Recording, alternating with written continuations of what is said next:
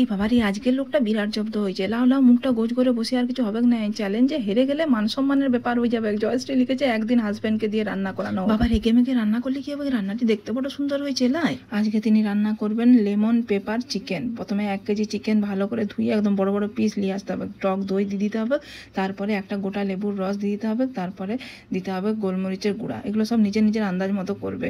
আর এত সহজ রান্নাটাকেও। তারপরে হচ্ছে নুন দিতে হবে নিজের স্বাদ মতো, তারপরে হলো এটা গরম মশলা গুঁড়া দিতে হবে। কত ধীরে ধীরে দিচ্ছে দেখো একবার। এইবারে যাচ্ছে তোমার আদা রসুনের পেস্ট। আদা রসুনের পেস্টটা বেশি করে দিতে হবে, মানে টেবিল চামচের 2 চামচের মতো দিলে পরে হবে।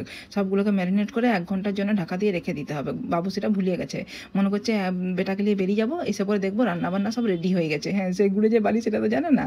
এইদিকে কড়াইয়ে তেল দিতে না দিতেই দেখছি কলিং বেল বাজছে। লাও এসেছে যখন তখন আবার রান্নায় ঢুকে পড়ো। কড়াইয়ে সাদা তেল দিয়ে দিয়েছি, তারপরে দিবে তোমার তেজপাতা, লং, এলাচ, দারচিনি আর গোটা গোলমরিচ আর জিরা সব দিয়ে পরে ভালো করে দিয়ে, আর যে চিকেনটা ম্যারিনেট করা ছিল, ওই যে ম্যারিনেটের যে দইটা ছিল ওটা ঝেড়ে ঝেড়ে ওটা ফেলে দেবে বলছি, এবার বাটিতে রাখবে। তারপরে এই চিকেনগুলোকে প্রথমে ভেজে নিবে হাই ফ্লেমে।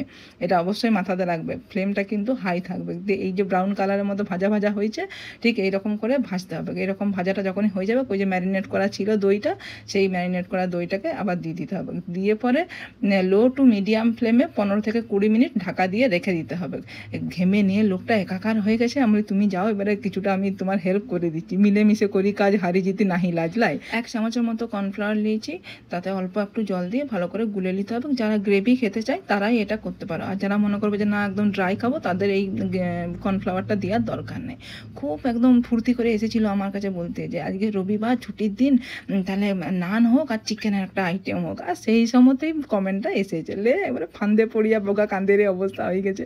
আমরা ছুটির দিন যখন তুমি রান্না করো, দিয়ে তারপরে ওই কর্নফ্লাওয়ারের গ্লুনিটা দিয়ে পরে গ্যাসটা অফ করে ধনেপাতা কুচি আর গোলমরিচের গুঁড়া, আর তারপরে এই লেবুগুলো গোল গোল করে কেটে আর লঙ্কা, কাঁচা লঙ্কা চিড়ে দিয়ে পরে আর ঢাকা দিয়ে রেখে দাও মিনিট 5 জন্য। তারপরে খাও।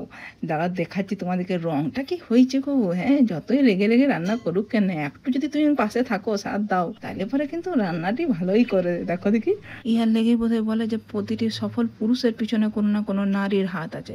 নারী পাশে থাকলে পুরুষ যে কোনো বাধা অতিক্রম করে জয়ী হবে। কি হবে, যেমনি দেখতে হয়েছে তেমনি খেতে হয়েছে। তোমাদের কেমন লাগলো কমেন্ট করে জানাবে, আর একদিন সময় করে নিশ্চয়ই এটা ট্রাই করে দেখবে। খুব সোজা একটা রান্না।